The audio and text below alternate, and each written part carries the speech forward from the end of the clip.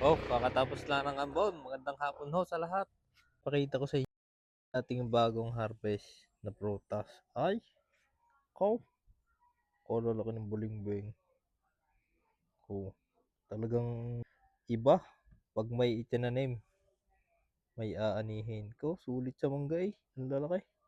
Oh, bandang kalay. Ayan, meron pa lang ka. Ayan, ganyan talaga. Ganun din sa tunay na buhay. Pagka meron kang itinanim na investment, pagdating ng iyong senior years, meron kang aanihin.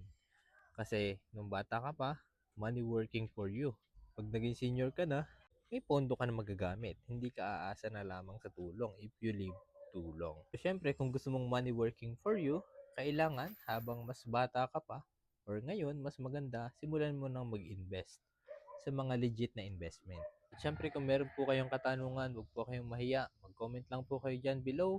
Mas maganda kung meron kang guide. Kaya nga nandito ako, palagi akong gumagawa ng video para po ma-share sa inyo ang proper way of saving and investing para po maiwasan natin na kayo po ay mabiktima ng scam.